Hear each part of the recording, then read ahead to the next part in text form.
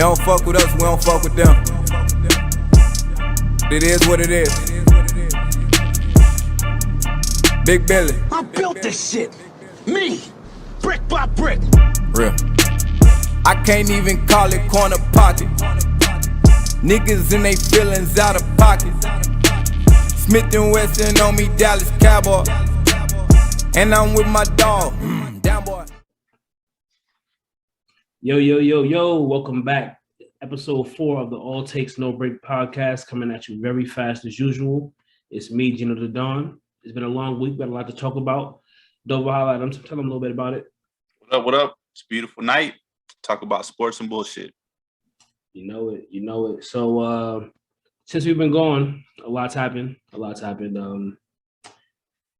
Presumably in the NBA world. We got the finals that wrapped it up. Steph Curry finally got his first MVP.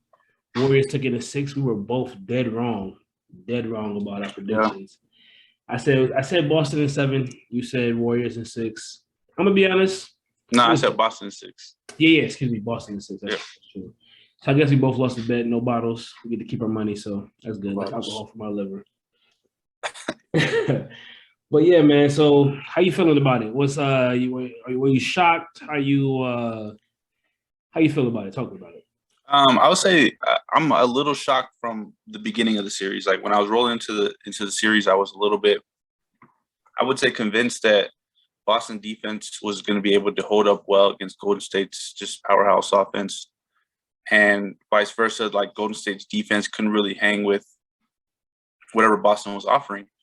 However, that script slowly changed when you just saw Steph Curry kind of playing like a man possessed out there. Then I was like, he was him. Boy, was that guy. He was that guy. But I would say, look, I'll protect this. We did say unless Curry goes crazy. Yeah. I believe we said something that. We did. And he did.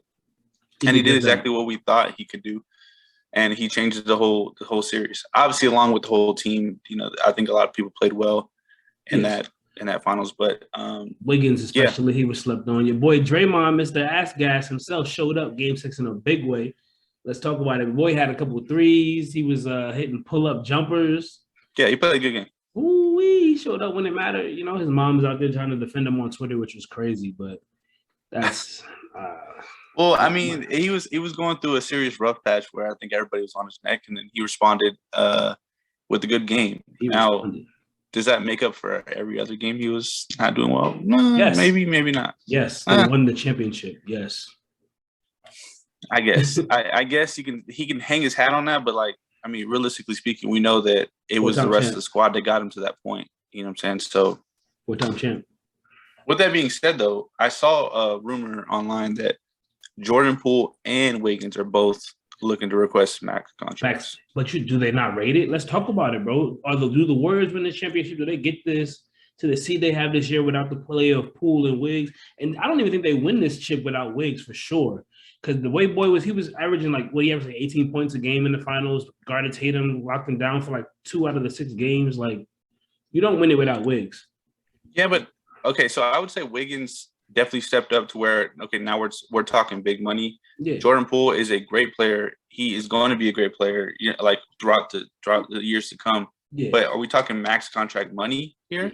I don't know. Close. Not one max. Of the two, maybe, but both of them, Wiggins for sure definitely can rate max money in my eyes because, boy, there's not many two-way players better than him. He's a champion now. He's played in the right system. He has all of the leadership traits and quality. He has all the intangibles. So, he may be him, but Poole, I think you're right, man. I don't know if he rates the max because we've only seen him play at this level for what? Half a season? 3/4 of a season. Yeah. So, yeah, I feel that. But if there's any time to ask for more money, it's after an NBA championship. So and then you gotta look at this too. Are they paying him for what he's done or what he's gonna do? So another thing, are you thinking about the future? And is he that guy that kind of leads you into the future of the Golden State Warriors, or are you just paying him because of what he's already done? The Warriors can't pay him. Hell no. Wiggins and Poole are probably both gone for sure. Definitely. Yeah. Because they got to re-sign Clay this offseason. They got to re-sign Looney, which I'm hearing they're already in the works with Looney. So there's that. But I'm pretty sure they're going to prioritize Clay and Looney, and they're going to let Wiggs go, probably let Poole go, unless Poole takes a team friendly. But, yeah, I don't see that happening. Nah. Also, they did that, the championship parade. Mm-hmm. And I saw some funny videos of Klay Thompson was the Henny. Bro, Henny Thompson, boy. My man was out here dropping his championship ring in the crowd of people. Yeah, he tackled some lady. Like, he was wilding. Oh, yeah. He laid that chick out. I mean, obviously it was an accident, but he was, bro, like, you're too big to be wrestling around like that, bro. Boy was down bad. But I mean, look, that's the same he thing. It. Like, yeah, I mean, Tom Brady got a little loose at his. Right. I mean, that was crazy when I know we're not talking about NFL, but like when they threw the trophy from boat to boat, bro, that was lit. That was so reckless. One slip, bro, you're cooked. You disrespected the Lombardi. Oh, we should take them all back. I mean, I mean, if anyone's gonna do the professional pitch and catch, it's Tom Brady to Gronk. You know what I'm saying? So, I mean, that was pretty cool. Man, speaking of Gronk, man, R.I.P. my man Gronk. We'll get into that later. We're not there just yet, but yeah. That's crazy. But so Steph got his first MVP. So let's talk about this for a second. Steph, he's a very accomplished player, bro. So look, but he's a 4-time champion, 2-time MVP, unanimous MVP. He got his first finals MVP. This year, he won the All-Star Game MVP, the 3-point contest.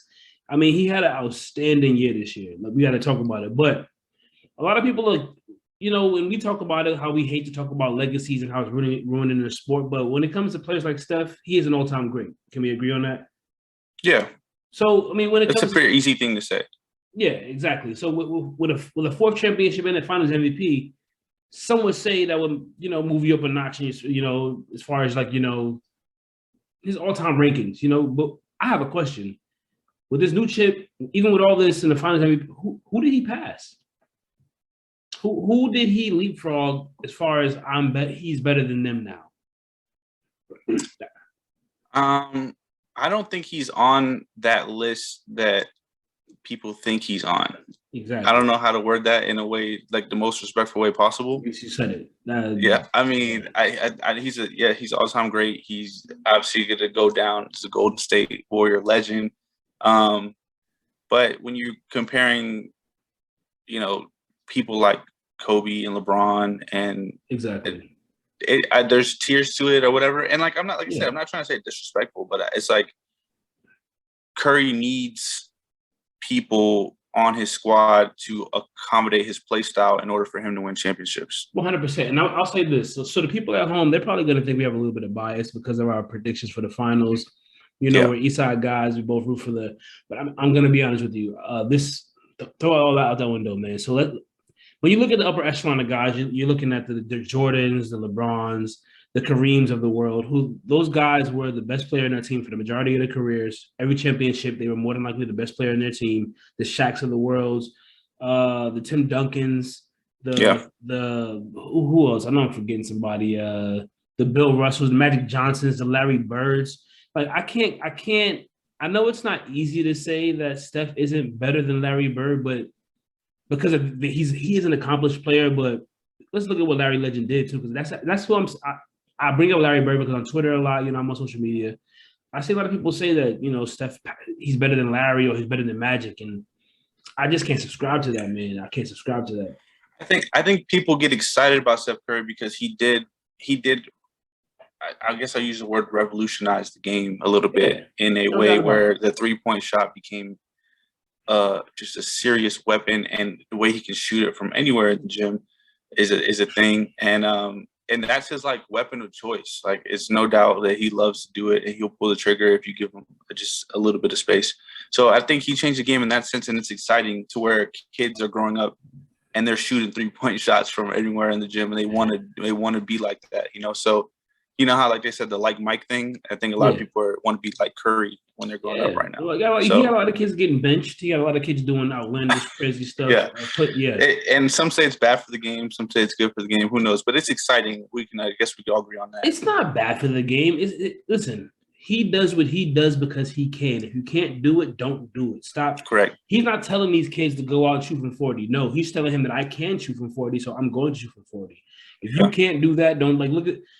You can be great without shooting 3-pointers. Let's also talk about that, because I mean, in this day and age, bro, everybody is shooting threes. The big men, the centers, power forwards, everybody's doing it. So I feel like there's a lot of pressure on these people, these new kids or people coming up into the leagues and AAU programs and everything to have that in their bag or in their repertoire. And I don't know, man. Like, what do you think? Do you have to have the 3-point shot in your game these days to make it in the league or make it into these levels? I think it gives you an upper hand, but I mean, there's something about a high percentage mid-range jumper, and if you're able to do that at a high level, that will put you ahead of a lot of people that are just trying to check up threes. It opens the door for a lot of stuff, bro. Because if you can hit the mid-range jump shot, bro, people can't sag off. So if you can't sag off, boom, use the pick and roll is sweet. It's just I don't know. And I feel like that's one of the best things you could do to stop a run, right? Not chucking threes. You need to get a bucket. You just go get one. And if you have that mid-range down, and they're whatever defense they're playing on, you set yourself up for a mid-range jumper, or you set somebody up for a mid-range jumper that that is money. Boom, that automatically stops the run. So yes, sir. I think that's one of the things that it's a little bit forgotten part of the game, but I think there's couple guys that still utilize that at a high level. Definitely. And if you look at people also, that's how people look at the Golden State Warriors, they look at them and they assume because they do shoot threes very well, that all they do is shoot threes. And I got to be honest, Steph Curry shoots the mid-range jump shot at a very high clip. Klay Thompson shoots it. Wiggs shoots it. So it just goes to show that even though those guys can shoot from everywhere, it's still a highly effective shot, and championship teams still have it in their repertoire. So for those of you at home listening, the 3-point shot is beautiful. It's fun to watch. It's great, but the bread and butter, bro. I also want to say, I think Curry showed in this series that he can cut you up real quick, slash you, go straight to the boards, straight up. Like he can take you to the bucket. I think he's always had that ability. It's just about timeliness. Like he can do that, but it's just the moments that he did it were never this time he showed up. He did it when he needed to do it. There was no doubt about it. You know what I'm saying? He was cutting to the basket, getting layups, finishing and ones. He was the guy saying, "Give me the ball." We've never saw that from him before when it mattered. No, I think that was a different gear for him. Because him being able to shoot threes has always been his gear, but doing that and slashing to the basket is. He definitely took it to a different level, and I got to give him respect, bro. He earned it. I mean, he's that guy. He is him. And a lot of people like to talk about what Steph isn't. And you know what? I'm gonna give him his flowers. I'm talking about what he is, bro. He's the best shooter of all time. He learned and he did it at a high level. He was the best player for majority of the time, for majority of his dynasty. I mean, and it is his dynasty and it's his team. So I mean, KD was there shortly, but he's the face. So I gotta give him his due. But congrats to the Golden State Warriors. That's that. But anyway, moving on. The NBA season's over. Tomorrow, actually, we got the NBA draft coming up. My team isn't in the draft lottery. Your team isn't in the draft lottery, so we don't have much to look forward to. I don't even think we have a first round pick. I think we gave it to Philly, or we gave it to somebody. It got mixed up in that Harden deal, so I'm not even watching the draft tomorrow. Unless we trade into it or we trade for too many trades. But what about you? What are you looking forward to see tomorrow? So I don't have much to say about the NBA draft. I've never really been a guy that's into the NBA draft. But there is that one guy. I've always seen him pretty much since he was in high school. He's a very skinny guy. His name's Chet Holmgren. Oh, yeah. Holmgren. Yes, he is him. He's a 7-footer. But here's the thing that shocks me about him, and that I'm curious to see, and actually intrigues me to see, all right, what is this going to become? He's 7 feet tall and he's under 200 pounds. Yeah, that's tough. But then again, look at the demographic. Things are changing. All the bigs are skinny a little like that. Like, I mean, there's a few guys that got some muscle on them, but most of these guys are lean. Yeah, but that's like very, very, very slight of frame. He's gonna be like a Porzingis type, like a one of those guys. But I'm curious. He's gonna grow up. I mean, he's still a kid, bro. He's a freshman now, so he's just growing up. You know what I'm saying? So I think he's gonna obviously put more weight on. But I'm very curious if someone coming into the league, 7 feet tall, under 200 pounds. It's just weird. Let me see how tall or how much Kevin Durant weighs real quick. Kevin Durant's 245. Is he? Yeah. Let's check this out real quick. Kevin Durant is 245, bro. Yeah, he still gets bullied. I'm just playing. Stop it. Does the bullying.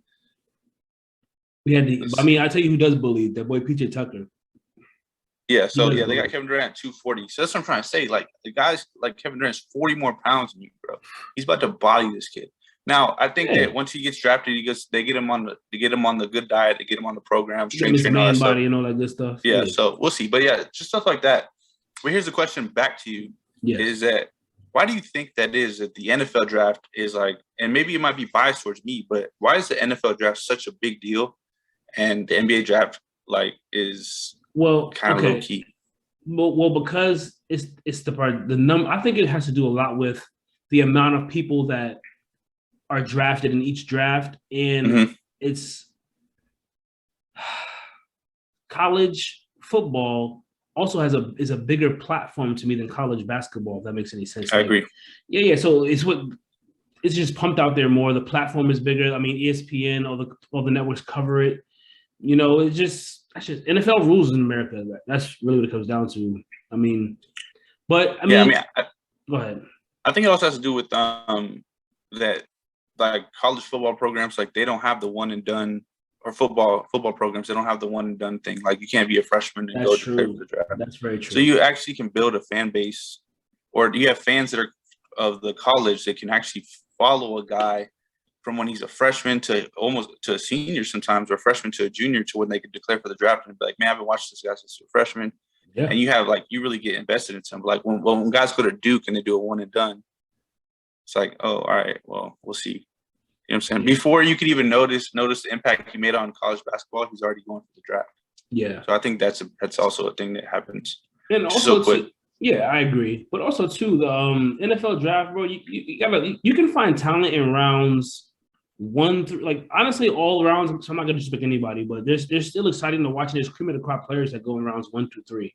In the NBA, after pick 14, it's like blah. Like you can still find gems, don't get me wrong, but the lottery, something I believe there's only 14 good players being picked in the lottery, and then it's just like whatever. And half of the guys that get picked really don't even play. So yeah. Could I go as far as say it's kind of similar to the MLB draft, where they get drafted, but it's not like they're jumping on the squad. Is that right? Yeah. Well, yeah. So in baseball, you get drafted, and then each team has like a bunch of minor league teams beneath it, and they draft you, but they throw you into their like minor league portals, and you're part of the team, but you're like not on the official MLB roster just yet. You gotta earn your keep. You gotta earn your way up. So you gotta beat out the guys on the minor league roster. Then you gotta go to camp and then earn a spot on the roster. So it's a little different. But baseball also has like 40 something rounds. Like it's a bunch of rounds. And you can get drafted and then not even participate in any of the minor league programs, and then come back like 5 years later and still be a part of the they got a whole bunch of the weird rules over there. It is strange. It's like a lot of football players, or I would say, let's just say football players have been drafted, and they like go back and sometimes they work out with the team and shit like that. With the MLB, I think, So I thought that was always interesting. NBA rumors. I think there's a big one that we should address. Well, I don't think it's a big one because it's all hearsay, right? All of it's hearsay, but go ahead. I'll let you get your rocks off. Let's talk about it. All right, cool. So there's one that interests me, and there's two of them actually that interest me that I've heard just today as well. And then there's a couple pages I follow, but they just throw things out there, so you can only believe what you can believe. Our boy Kyrie, possibly going to the Heat. Hey, don't know. Whoa! Let's not to the Heat. I mean, I'm hearing free agency rumors. No. That's what I'm trying to tell you. I'm not saying this is the actual rumor. I'm saying this is my Miami Heat fan pages like to spit things out. You know what I'm saying? Like, I'm not saying he is going to Heat. I say, I already told you earlier. Every team's fan pages are blasting like, "Let's get Kyrie because he's that good." Yeah, I think 80% chance he stays on his current team, but I think there's a chance that there's a little trouble brewing over there. I think there's a little chance. So let's kill this. And there's no trouble. It's not happening. Kyrie's not going anywhere. I'm declaring it right now. You heard it here first. Kyrie Irving is a Brooklyn Net. He's going to retire a Brooklyn Net. Let's talk about it. Kevin Durant already re-signed with the Brooklyn Nets, right? He's already here for 4 more years. He's locked in. Do you think that Sean Marks and the Brooklyn organization is willing to piss off their best player to a point where he can demand a trade because you get rid of his best friend and his running mate? You got to keep him happy. You listen. Right now, we're at the impasse or whatever they call it in whatever because of impasse on negotiations. Right? But because of the length. Now get it, Kyrie. He finds those reasons not to come to work. I gotta be real. The dude he misses a lot of time.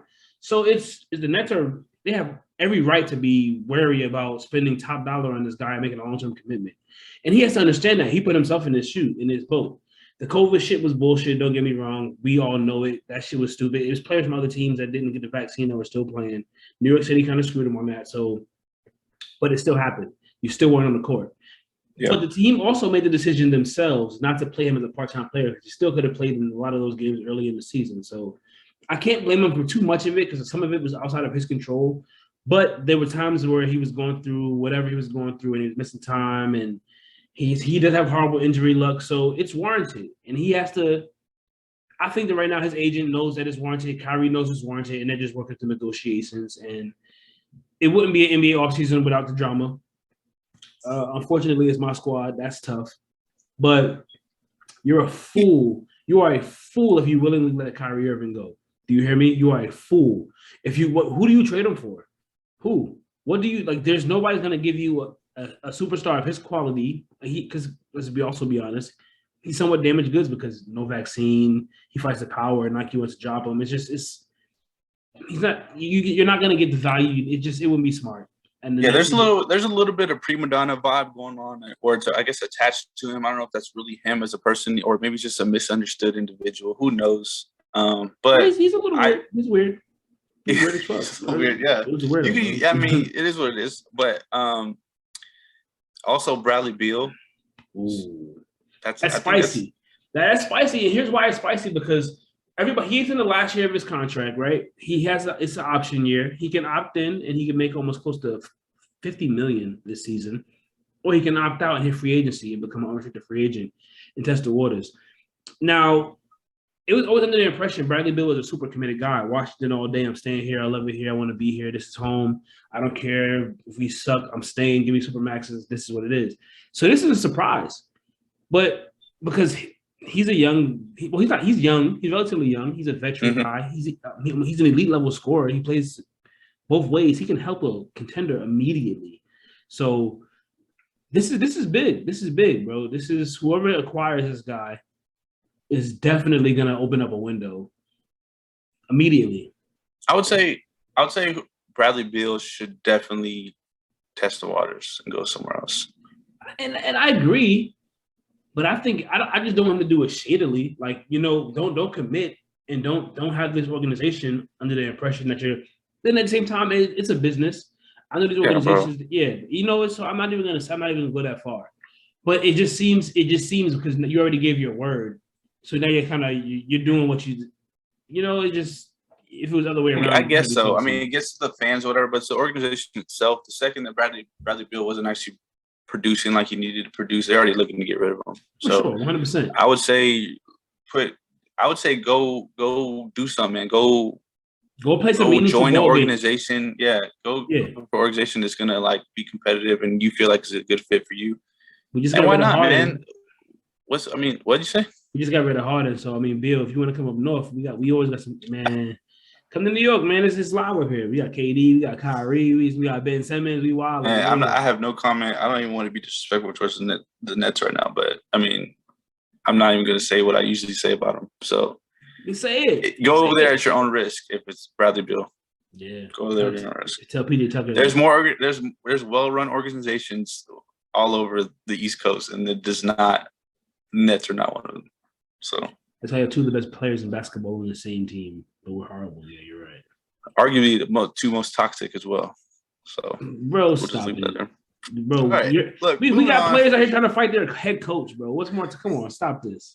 Bro, look, we're not talking about that. Sometimes in the passion of sport, passion of battle, things are said. You know what I'm saying? KD almost fought his own teammate on the court, bro. What? Back in Golden State. Well, you mean the guy came at him and he just told him you're retarded, leave it anyway?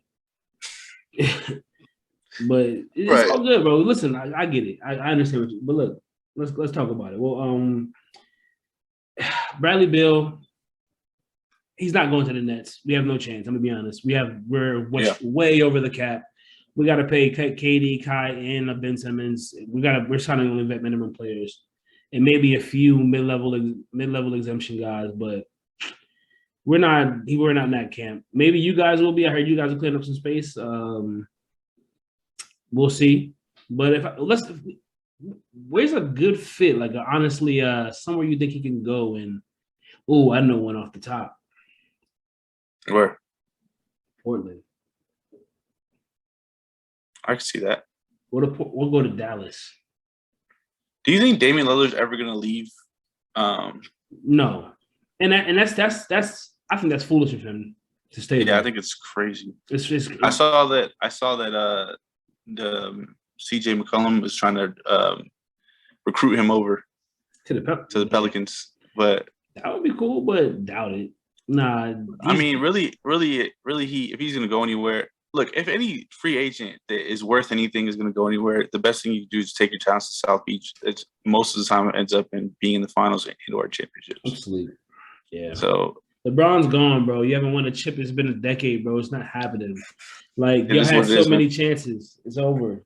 It's over, bro. I mean, LeBron's the one who iced us in the finals. So I mean, look, respect to LeBron, man. He's always going to have a soft spot in my heart. He could come back right now if he wants to. So I bet. That's how I feel. So, you got any more NBA rumors? Jeremy Grant got traded today from the Pistons. He's actually on Portland playing with Dame. Big addition for him. Finally getting Dame some help. I don't understand why they traded CJ away though. But it is what it is. I can see Portland making some more moves though. I think they're gonna improve in a big way. You think Joel Embiid's staying there? Definitely, yeah, for sure. He's gonna die in Philly. Yeah, they love him too much. They're gonna give him the world. He's their superhero over there, so he's not leaving. Yeah, I think that players are gonna keep coming to him over, to come try to win. He's that guy, bro. He's down. Think about it. When healthy, Embiid is a top 3 player, and he might not be 3. I mean, he's up there. Top 3, not 3. Top 3, not 3. I mean, there's Giannis. There's KD, then I think Embiid, LeBron. You can interchange them, bro. That's a little. What? I mean, I'm talking about as far as like, I know legacy wise, of course, Embiid's not. So you think LeBron's not bouncing back next year? Is that what you're trying to say? I think with a vengeance. I never said that. Yeah, of course I do. Yeah, but like you putting him. So real quick, just a quick thing. You just said KD, Giannis, Embiid, then LeBron. As far as impact, as far as like value and like production level, like I think because LeBron's getting older, bro. He's still just as good, but like he's not putting that like he's not carrying like he used to anymore. He doesn't have to. He shouldn't have to anymore. He has AD with him, Russell Westbrook. He should. I could argue that LeBron and Joel Embiid have the same longevity of their bodies at this point. Wow. And I think that LeBron will still have him beat. If you ask me, yeah, I think LeBron will fuck around and play longer than Embiid. Shit, I'm not even joking, bro. For real, Embiid's soft as baby poo. He's always something's always up with him. But I mean, with big guys, man, it's tough being a big guy like that. It is. And speaking of big guys, changing gears real quick, we're gonna shift sports. We're gonna go from basketball over to football. One of the biggest names in sports, one of the all-time legend, Hall of Fame, first ballot for sure, tight end Robert Gronkowski retired for the second time. We were all trying to figure it out. I was under the impression, he's gonna go back and play with Brady. That's his boy. They're gonna go run it back, go get them an 8th chip. I mean, get Brady his 8th chip or whatever. But Gronk at 33 decided to hang it up, and you know what? I don't blame him, bro. I mean, he's a 4-time champ. And his body is hurt. He's been banged up. He's been put through the ringer, and it's a wrap. It's time to hang it up. I mean, what's your thoughts on that, man? I think it's good for him. Don't force it just because Tom is forcing it. Tom is a different breed, bro. Let him be him. Well, yeah, I think they're in different situations where they both did the retirement comeback thing or whatever. But I mean, Tom Brady doesn't have to get hit as much as Rob Gronkowski. Like, doesn't have to. He doesn't. If Tom Brady gets hit, bro, somebody's getting fired or relieved of their duties. He does not get touched, bro. But no, I'm saying just Rob's just taking it, man. He's out there in the trenches, bro. He's out there getting hit. He's blocking. He's catching passes in traffic. Yes, so I can completely understand it. He made his money. He got his championships, man. Like, he can go to somewhere else and maintain his body. I mean, it's already beat up anyway, so he's just trying to like preserve whatever he has going on. Well, hey, when it's all said and done, where do you rank Gronk all time tight end wise? To be honest with you, I think I would have to put him number 1, bro. Ooh, now is that based off accolades, performance, skill set? Like, what is your? I think his ability to kind of do it, because I think he was I would not the best blocking tight end, but he was up there as far as blocking tight ends, definitely. But his ability to catch the ball, make plays, catch touchdowns, just be there for a quarterback. Well, I mean, obviously it was Tom Brady, but to be there for him, and then the success they had doing that type of thing, like, so they correlated with him being on the team and him providing the stats. Yeah, I mean. And here's the thing: we knew it was coming.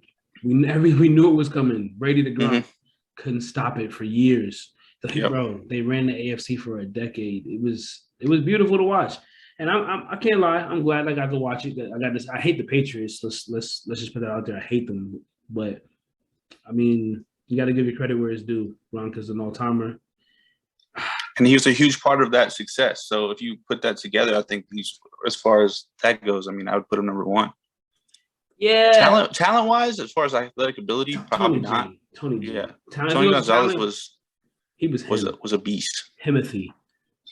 But the success wasn't correlated exactly like Rob's was. Nah, not at all. But enough about that. Give him his 5 minutes. He's a Patriot. Screw him. Deuces. See you. Won't miss you too much. But in the name of tight ends. Last week we did a segment. We ranked our top 5 wide receivers going into 2022. I enjoyed that. Yeah. My list is better than yours, but what it is. I think the proof is in the pudding on that one, but we'll just leave that where it's at. Well, you know what? Let's next year we'll revisit. We'll come back to it at the end of the season, and we'll see. So we're gonna go back, and by name, everybody who voted on that poll, we're gonna see, and receipts will be pulled. That's all. But anyways, moving on. Last week, did I go first or did you go first? I think I gave it to you. I think you went first. Okay. So do you want to take the reins this week, or do you want me to go first again? No, sure. I'll go first here. All right. Let's hear it. All right. So yeah, this week we're doing top 5 tight ends, and tight end is a position that I actually really enjoy. I think it's just I think it's a BC position, and speaking fantasy football wise, it's super important. I'm a pro tight end type of guy. Like, you need to have an elite tight end on your squad if you want to be successful. Some may not believe that, but I do. I think that your week is going to be tough if you have the guys outside of this tier, this spectrum. That's exactly why you had what's that Broncos tight end last year? Noah Fant. Yeah, you're a great picker. I mean, I got stuck with him. But usually in my other league, I'm like Travis Kelce is the guy that I always go for. Zach Ertz back in the day, he won me a championship. That's a fact. Ertz, he was that guy. He had a run. He had a nice little run. Yeah. So start from 5, you rank it, and then work your way up to 1. Who we got at 5? Yeah. So 5, I'm going to go with George Kittle. 5? It's my number 5. Yes. Ooh. Let's because again, because as we talked about this, we talked about impact for next year, right? Mm-hmm. And I think George Kittle is that guy. I think his athletic ability is insane. Yes. His blocking is probably the best out of all everyone I'm going to name. He is the best blocking tight end in the NFL. Yeah. However, and it does affect my top 5. I think his health factor is not there for me. It's always something with him, and it's always like, and being available for your squad and being available for my squad, if I had fantasy football and you are on my squad, I need George Kittle this week, and his ankle's messed up and his knee's bruised and whatever the case may be. I mean, I need you. So, I mean, if you're not there, then that's why you go down a little bit. But I do hold him in a high regard.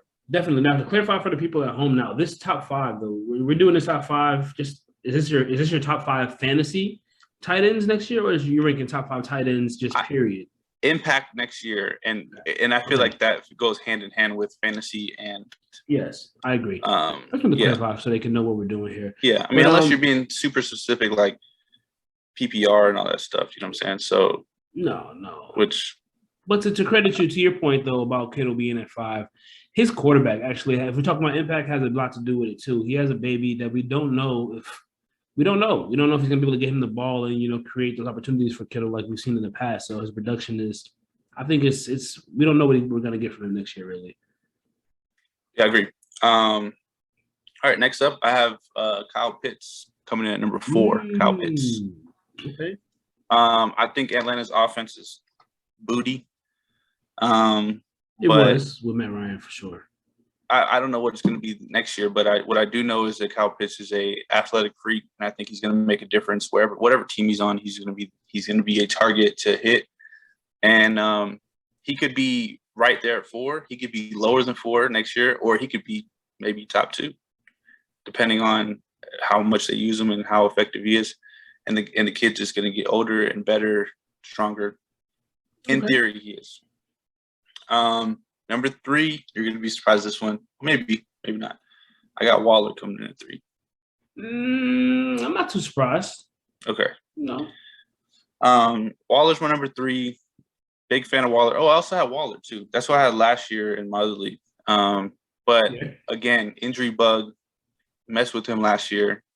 I'm hoping for a bounce back this year for him because he is just – if they feed that guy the ball, he will catch balls. He will get you yards. He will get you touchdowns. That is a fact. But, yeah, we'll see. If he can bounce back and have a healthy year, definitely top 3 tight end, no doubt. So if he's 3, who's 2? Because I already know who your 1 is. So who's 2? Number 2 is Mark Andrews. My number 2 is Mark Andrews, and this is why. This man said Mark Andrews is the second most impactful tight end in the NFL. Bro, next year the past 2 years he's had 1,000-yard seasons. What are you talking about?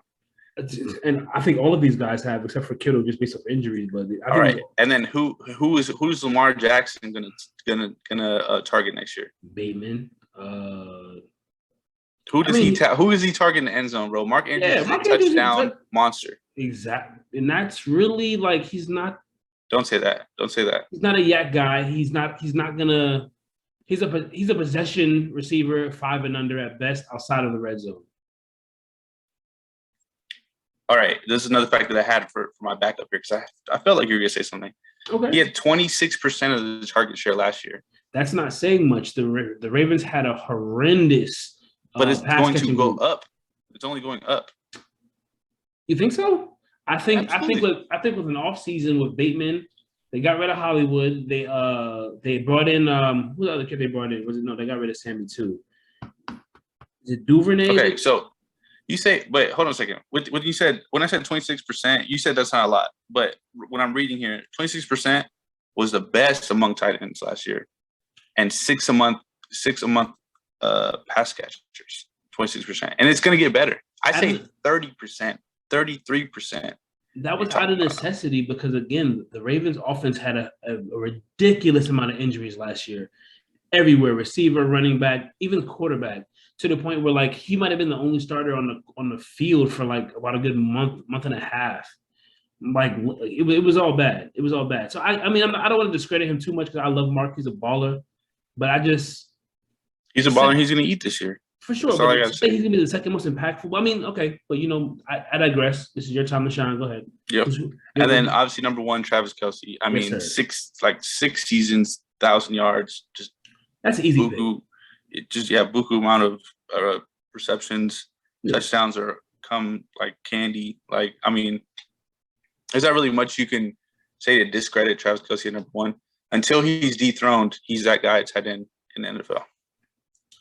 All right, that's a solid list. Solid list. I respect it. Every guy on there is in the elite category. I mean, all right. So what? 1 out of 10 right there. Then don't just say solid list. What you got? well, I tend to give it about a good.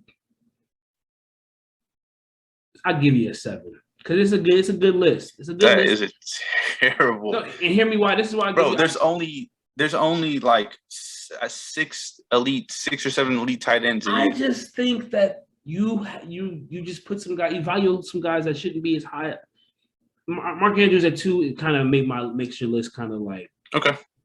I don't know. That's a little high, but that's just my opinion. So, but hear me out. You get the grade mine too. So let's talk about it. All right, top 5 tight ends going into 2022, starting from the most. Well, I'm gonna start from 5 all the way up to 1. For me, at 5,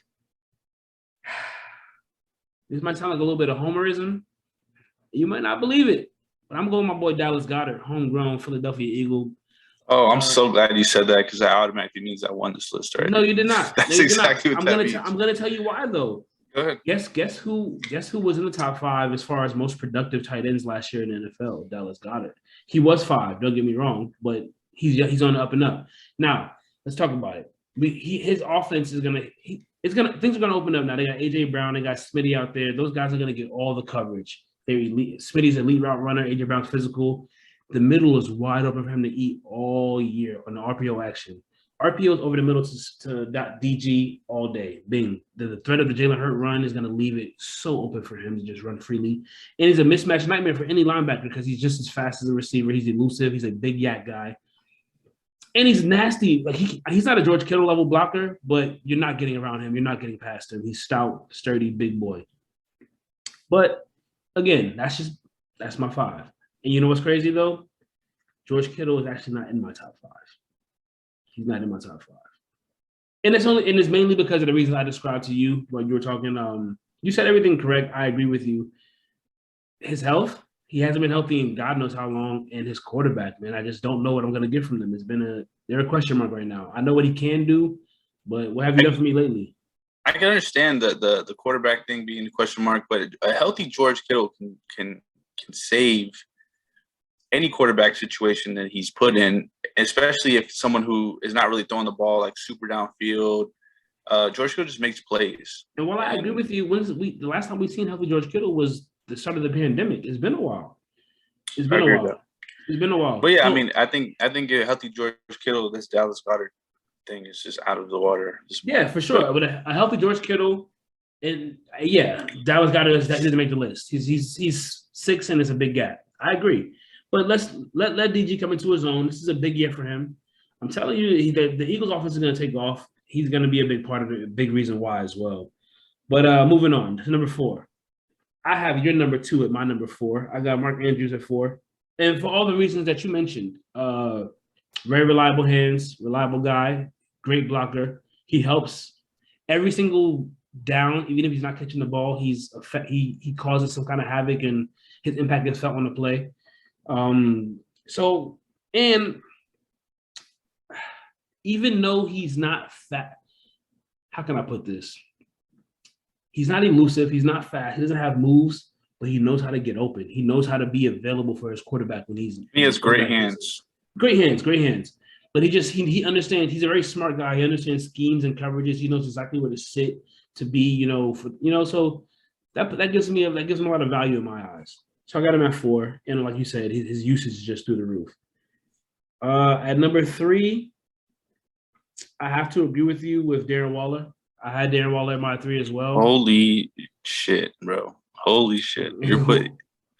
Look, Waller. Yes, you agree with me. I think your list is about to get ridiculous here after this Waller pick. Go ahead, though. Go ahead. No, it's really not. Well, maybe. Yeah, my list probably is going to get a little ridiculous for sure. Because it's definitely not what you think. I'll put that out there right now. Look, just like I guessed your number 1 last time, I can't guess it this time, but I think there's a guy up there that shouldn't be up there. I feel like it. But go ahead. So Waller, we already agreed on number 3. If he stays healthy. Yeah, but also I'm gonna say this: Devontae Adams is probably the biggest coverage dictator there is. wherever he's at, there's definitely going to be 2, maybe even 3 defenders coming his way. Then you got Hunter Renfrow over there, who probably might be the second best route runner next to Devontae Adams next. So, again, and the same thing is Dallas Goedert. I mean, it's a lose-lose battle. You're going to have to put your 2 best coverage guys on your receivers. That's just how it works. He's going to get matched up with a linebacker or a third DB, which is a bad day any day. So Waller's going to eat. He's going to get his. But the problem is, though, I feel like the majority of the target shares are going to go to Adams. Just status, how much they paid him. So he's not going to be as productive as the other 2 guys I'm going to bring above him. And number 2, Travis Kelce. Travis Kelce is number 2 on my list. Here's why. Tyreek Hill is gone. There is no other threat, elite threat on that offense anymore. That is what? Hold on. Let me hear me out. Travis Kelce is gonna get defended this year like he is prime Megatron. He is gonna get cut. He is gonna get all bracketed. He's gonna get covered. Like they're not gonna lean coverages any other way until somebody else proves them wrong. I think. I mean, don't they still have those speedsters that you were using before? I know Pringle's gone. They got Mecole Hardman still. No, he's still there, but he can take the top off the defense anytime. And with Patrick Mahomes' arm getting doubled. Well, that's what I'm saying. Well, he doesn't. He's done it before the offenses. But yeah, he can burn you. But I think you can't sleep on Patrick Mahomes being able to extend a play because most of the time Travis Kelce's running a route. He might be double covered in his initial route, but most of Travis Kelce when he eats is not. It's not that. It's on that scramble. It's on that second effort where he breaks out, gets in a little soft zone, and Patrick Mahomes just zips in the ball. And I agree, and that's how he's going to still eat this year. However, in the past, kind of what I told you a little bit, what we talked about a little bit earlier about Dallas Goedert and Darren Waller, he doesn't have the luxury of having coverages being dictated by his outside guys anymore. All of the coverage is going to be on him, all of it, all day, every day, and twice on Sunday. So him being at 2 is still kind of high because I don't even think he's going to be the second most productive tight end this year. I know he had this streak of being number 1 for so many years. 1, he's getting older. He's 34, 35 now.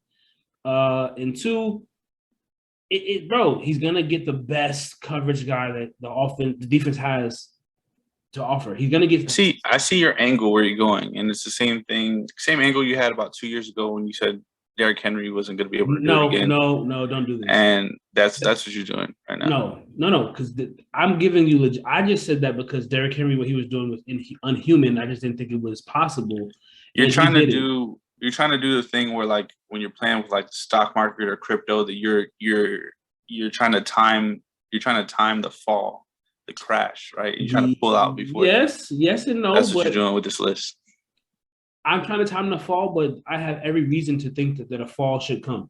Okay, so all right, I can respect where you're coming from because you have a reason, right? But I think they do have speedsters. All they need is speedsters that are catching the ball, and it opens it up for Kelce. You need a threat because those speedsters, they're still going to get singly covered. I mean, they're still going to get single coverage. You know what I'm saying? There's nobody that's going to.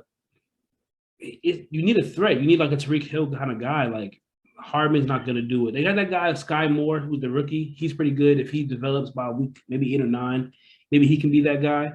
Then who else did they get? They got some other receivers. Oh, they got Mark Valdez-Scantling too from Green Bay, didn't they? I'm pretty sure they did. Not sure, but if they did get him, then that's somebody also that could open it up a little bit. So you don't really need someone else. You don't need someone else to get double covered. You just need respect. Yes, where they're not just completely paying attention to one guy and they are respecting and playing their own coverages. Because when you do double coverage, you're opening it up for something else. Out of all those guys we just talked about on the Chiefs offense that's next to Travis Kelce, how many of those guys have ever gotten any kind of respect? I wouldn't say any yet. I mean, as far as MVS, it's like he plays good football, but he's not really gonna. He's not the type where you're just gonna sneeze at though, because he can, like I said, he'll light you up if you guys let him. But he was a 4th receiver on a team that had Randall Cobb and who else was ahead of him? Was it Lazard? I wouldn't say he was ahead of him. Yeah, you're right. I wouldn't say he's ahead of him, but MVS is a guy who he made a play every other 2-3 weeks. Well, because Devontae Adams was getting 20 balls a game, so yeah, I mean there was. But if you're good, they're gonna throw the ball at you as well. I mean, not Aaron, bro. Aaron throws it where he wants to throw it.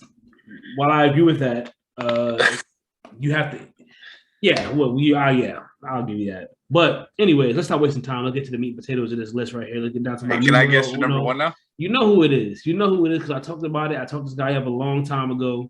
I've been telling you he's gonna be that guy. He's gonna be him. But go ahead. I'll let you do the honors. Who do you think is gonna be? Are you gonna put Kyle Pitts at number one? I'm gonna put Kyle Pitts at number one. I'm gonna put Atlanta's very own Kyle Pitts at number one, and here's why.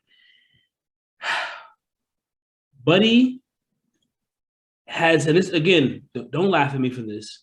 I'm not laughing at you because I said before you go anything, I said when I was saying my thing, I said he could either be 6 or 7 by the end of this year, or he could be in the top 2 by the end of this year. So you might be right, but just right now the list just sounds blasphemous. But go correct. Ahead. But let's talk about it. After Kyle Pitts on that Falcons offense, name me another playmaker. Yeah, there is none. There is zero. They got a new quarterback. They're going to rely on him heavily. He has all the athletic tools. He's probably the best pass catching tight end that. And again, this is just based off his skill set, seeing what he can do, not what he's done on the field. Like he hasn't done any of this in the NFL. He's a rookie last year. He did break 1,000 yards, and he's the only second rookie tight end ever to do that since Tony G, I believe. Something like that. It was some kind of weird stat, but yeah, he's in elite company so far. But I mean, he's the full package, bro, and he's gonna be the offense. He's young. He was drafted number 4 overall, the highest drafted tight end ever. I mean, come on. I just think that the Falcons know what they got. They got rid of Julio Jones because they drafted him. So that's a lot about him. So, all right. Here's my devil's advocate or counter argument, however you want to say it. Right. Okay. Weren't you just talking about how Travis Kelce's the only guy left on the Chiefs, and they're gonna just pay attention to him? And doesn't that go for Atlanta and Kyle Pitts? Yes and no, because even though teams know Kyle Pitts is good, is he Travis Kelce good? Teams are not going to scheme and cover him the same that they regard Travis Kelce.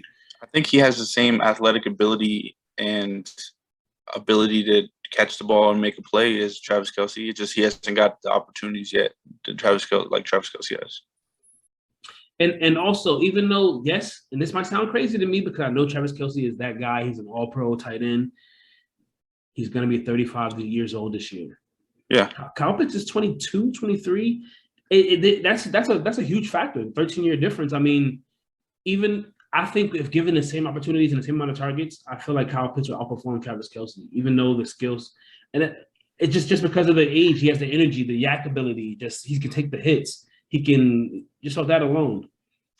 I'll counter that. I'll counter that and say if you put them in the same situation where like they're both getting like double covered and a lot of attention or whatever the case may be, I think Travis Kelce produces better just based off of the veteran in him that knows how to extend a play, how to react when shit's not going right or whatever. Kyle Pitts still needs to learn those type of things. So even though his athletic ability is better, but I think his football IQ is not on the NFL level that Travis Kelce's is. Yeah. I don't think it's at that level, but I think in year 2, his step forward is going to be big enough to where I think he'll outproduce Kelce this year. I still think Kelce is the better player until proven otherwise. I just think production-wise, this year, Pitts is going to outproduce him. Just because it's that second-year leap, bro. Everybody has that. If you're going to be good, that second year is when you take off and you really go hit the ground running. It's second year in the offense, and I don't know. Right. It's kind of a feeling. So do you want to hear my rating? No, but go ahead. Look, I gotta be honest with you, man. Like you're my friend, but I'm gonna honestly go with 6.5. Wow, top 5 right there, bro. It wasn't. I didn't like it. Okay. And look, it was too going against the grain for me. That's how I word it. It's too going against the grain, and it is what it is. But we'll see. It's one of those top fives where you're either gonna look like a genius or you're gonna look like, wow, what was he thinking? So if you like taking those gambles, that's exactly what you did. Not putting George Kittle on the list at all. The little homerism right there, putting DG top 5. It's been 2 years since Kittle's been that guy, bro. I have to see it again. I have to see it. Yeah. But some honorable mentions though. If Gronk didn't retire, he probably would have sniffed 5. Dalton Schultz, I probably would have but he's fringe. He's fringe. My honorable mention would probably be he's from Detroit too, right? Oh, him. But I was gonna say Knox from Buffalo. Ooh, yeah. Spicy pick. Hey, Gesicki might eat this year too. Mike Gesicki, Miami Dolphin. Gesicki, bro, he's a great tight end. So there's nothing to scoff at or anything like that. It's just the great offense athlete itself wasn't meeting the requirements he needed to meet. You know what I'm saying? I think that Gesicki is an outstanding athlete. I think he's a good pass catcher, but I think he's a better pass catcher than anything else. Yeah, I think he's one of those tight ends that. You need a TE2 that can block, definitely. Correct. Yeah. Correct. Yeah, but I mean, I would say my honorable mention would be, what's his name again? It's Knox, but I forgot his first name. But Knox from Buffalo. Dawson Knox, maybe. Dawson. Maybe he's I think it's Dawson. Something like D. I know it's D Knox for sure though. But all right, we got that out the way. Tight ends this week. We did receivers last week. Next week it'll probably be running backs, QBs. I'm leaning more towards running back. What you thinking, Dover? Yeah, running back. Running back sounds like a way to go. All right, cool. But all right, moving on. Tight ends was cool. Speaking of tight ends, the Browns got a tight end, David Njoku. They just signed into a big money deal. But the Browns Miami Hurricane. Yes, he's a Miami Hurricane. The Browns have a lot of drama going on over there, man. Let's talk about Deshaun Watson for a minute. Your boy, 20. I don't even know how many lawsuits he's up to now, but I'm seeing reports that 20 out of 24 of them, the civil suits he has have been settled. Like they found like some kind of happy medium. Yep. So last time I checked, bro, guilty people don't pay. That sometimes you do it just to get it over with, right? Where it doesn't, because if you go through the whole court process, like that could last a year, 2 years. I think Deshaun Watson's just trying to get this behind him and try to get playing football again. So, and if he has to shell out, because at the end of the day, when you do this court process, what is the end result? They're getting paid. That's what this is about. Like when you settle the lawsuit, he's gonna owe them X amount of money. So I think they're just skipping the middleman and saying, hey, can we just settle this outside of court? I'll pay you X amount of money. And, I got a slap on the wrist already. With that being said, though, if he gets done with all 24 of them, I honestly think the NFL can still decide, hey, but you're still not playing this year, bro. Now, here's the thing. Yes and no, because if he settles these outside of the court, right, even though the allegations are out there, he hasn't been charged with anything. There's no civil suit. There's no longer any civil suit. They're all gone away. He's innocent. He hasn't been convicted of any crime. So what are they suspending him for? Well, I think they have because the NFL can pull the card where they have their own personal conduct policy. Correct. They have their own personal. It's like the Marine Corps. It's like if you go outside and you're at a bar in the Marine Corps and you were drinking and you get into a fight, right? The cops might pick you up and they decide, oh, we're not pressing charges, or whoever it is not pressing charges, but they're dropping you off at headquarters. Yeah, you're probably still gonna get in trouble, with the Marine Corps. You know what I'm saying? So it's kind of like that, where like he's solving all this thing outside of court or in court or whatever, but when it comes down to the NFL, they might be like, well, you did have all this, and this is super public. We got to do something to you, bro. I agree, but the government and the NFL are two very far extremes. I mean, I don't know, man. I feel like when you're in the military, you lose a couple of freedoms. You don't have the same freedom that you have as a civilian employee working for a private company. Well, the NFL, I mean, arguably is where they make their own rules, and you follow them or you don't go with it. You don't play. Yes. But at the same time, they're still subject to arbitration, so they can still be ran of the flagpole. They can take it higher, go to Supreme Court, and all that good stuff. Mm-hmm. And at the end of the day, though, he can really say, yeah, the NFL can attempt to suspend him for violating the personal conduct policy, but he can just turn back around and say it's all lies. I just settled to get it over with. I want to go back to playing football. Yeah.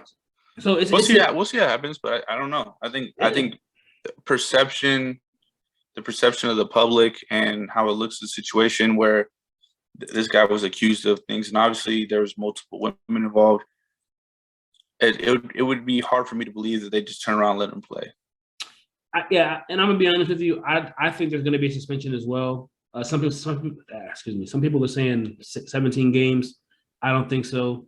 I'm thinking more of like an 8 to 10 game suspension that he's probably gonna try to appeal and get knocked down to like 4 or 6. I was thinking, that's exactly what I was saying. I was thinking 6 game to start the season that he's not going to be available. Yeah. So we'll see though. We'll see how that goes. We'll see. I mean, I can't judge anybody, man. Well, I don't know if he did it or not. I hope he didn't do it. I hope but it seems, I'm gonna be honest, 26, 30 something, however many times, it's not a coincidence. It's not a coincidence. Yeah. Well, look, are the facts all out there? I don't know. I'm not even making no comment on it because yeah, it's 2022. I don't want to get canceled, bro. Let's that's how you get canceled for sure. Is like make a comment on something like that. But yeah, we'll just leave it. Yeah. Moving on. Yeah. Speaking of that, Deshaun Watson, did you see the clip of this guy playing basketball with Mia Khalifa in a maid outfit though? I mean, he might be that guy though. I didn't see the clip, but my man is diabolically horny, bro. Like this guy is on a different level of like. He's a demon, bro. Demon. Like get it together, Deshaun, bro. Get it together, bro, brother. Come on.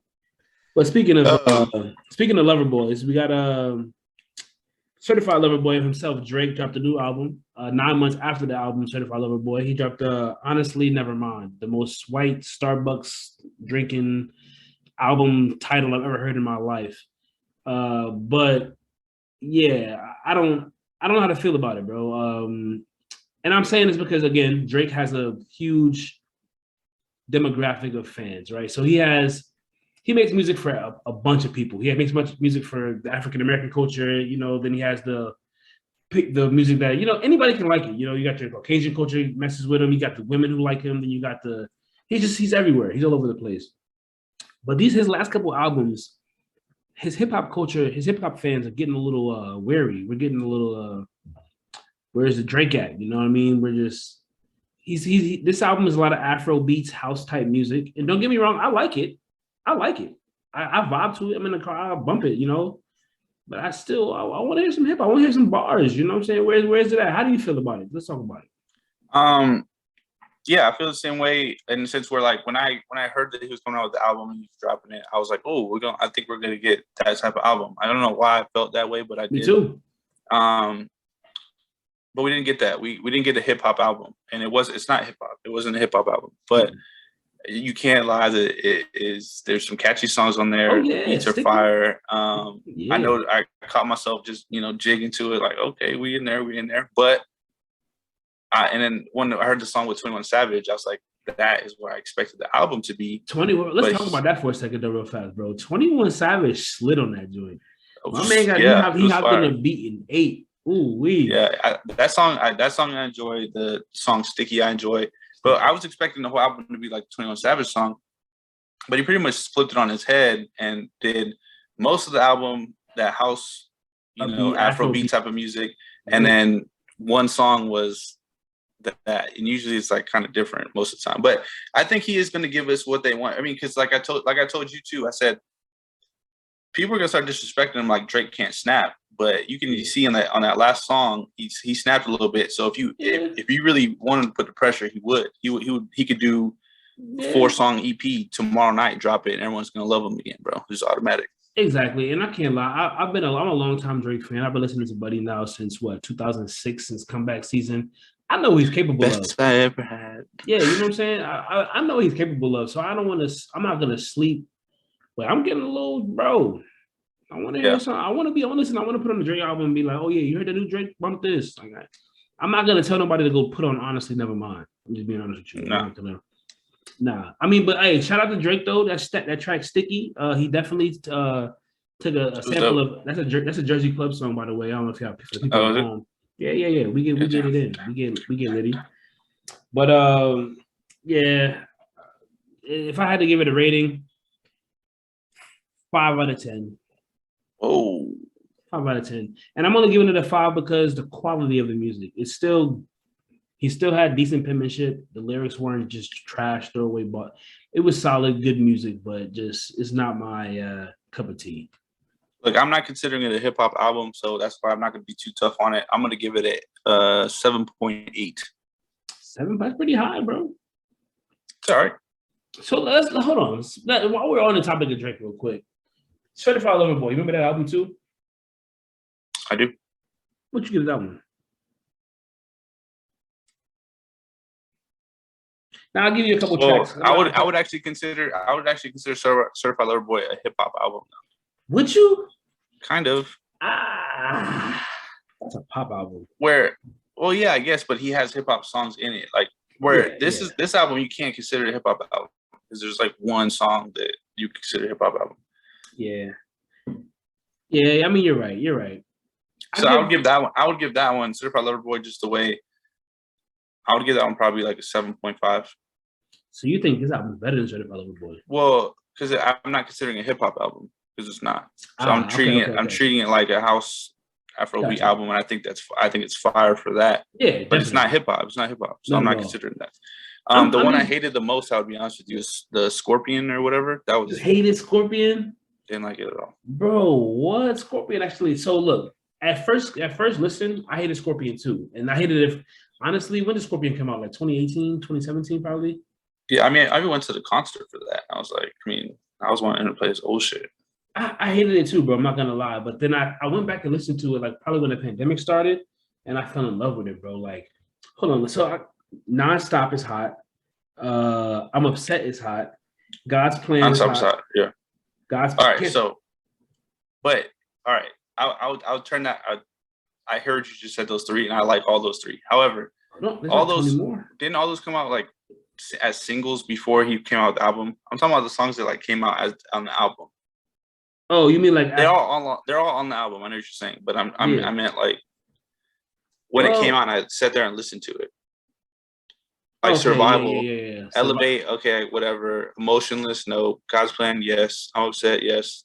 8 out of 10, no. Mob Ties. Nice for What? Mob Ties is tight. I like Mob Ties. Nice for What is on there. That's a single too. In My Feelings, that Kiki, do you love me? Ratchet Happy Birthday was booty. Yeah, that was trash. Blue Tint is hot. You gotta. Yeah, that's all right. I don't know, man, but I wouldn't get. If I had to rank him, I gave. Yeah, it wasn't really it for me. I gave. What's the new album? Honestly, never mind. I gave it a 5. I give Scorpion probably a solid 8. No, 7.5.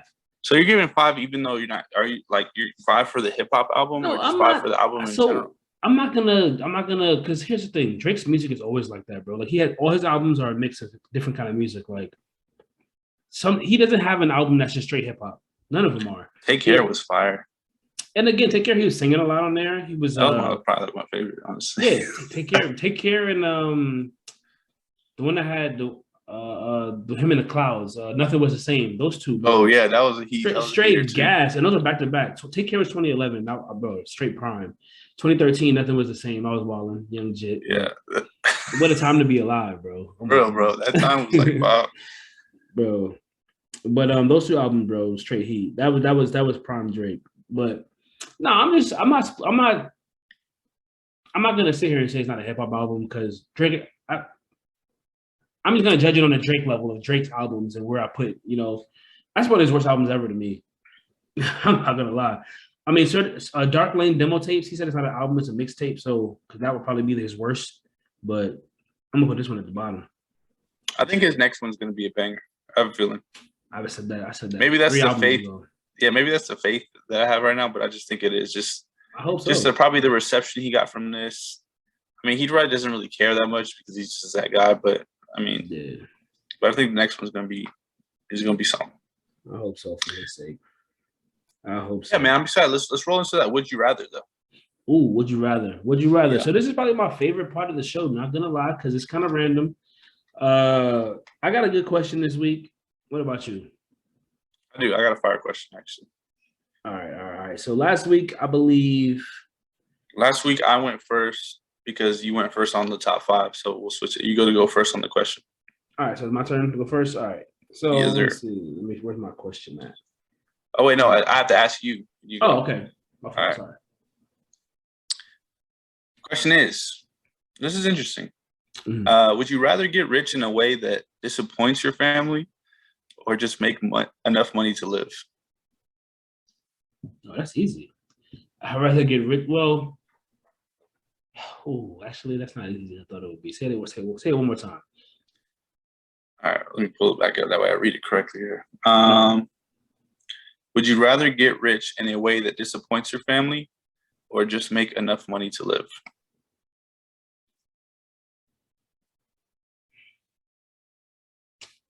I got daughters now, so I don't want them to be all upset and hate me. Well, it's not hate, it's just disappoint. Just a little disappointing. So pretty much, if I'm Tony Montana, pretty much, type stuff. I can't lie, bro. I think I might have to go with the disappointment. Might have to go with disappointment because when you make enough money just to survive, are you living to die or are you dying to live? I feel like you can't, and it's not. It sounds cliche, but yeah, you're literally just working just to survive. You're in a vicious cycle. You're never gonna truly live and experience anything, And I'm not saying money is the world and money is money is everything. No, but those people who say that money doesn't bring happiness, that's kind of foolish to me. I can't lie. I never subscribed to that. I never was one. It doesn't equal happiness, but I think it makes life a lot easier. Very much so. But think about it. The things that you want to do in this world, especially in America, in our country, the things that we all want to do and we have fun with cost money. And the more money we have, the more fun we're able to have and the more memories we're going to be able to make and good times. Yeah. I'm not saying you can't do that if you're, living paycheck to paycheck. Yes, you can. You can still make the best out of it. Yes. But financial freedom has always been an end goal for me. I'm not going to lie. It's huge. But I'm gonna go with disappointment. I think it just varies on how disappointed and what it is that I would have to be doing. But if I can definitely live an El Chapo lifestyle if I had to be rich. I don't think it's trying to say all that, but I hear you. I hear what you're saying. Look, I've already probably disappointed my family a couple of times, so I might as well just get rich off of it. I know. Yeah. You know what I'm saying? And you could bounce back from disappointment, man. As long you got some money, take care of your family, take care of your people around you, you're not and yourself. While you're buying these Chanel bags and these Birkin bags, y'all gonna be A-okay. For real. You get a little disappointed. You'll get over it. Yeah. So that's how I feel. I agree with you 100%. All right, cool. So I got one too. Mine is a little more. It's not. This is like kind of similar, but all right. Would you rather never age physically or never age mentally? That's a tough question. It is.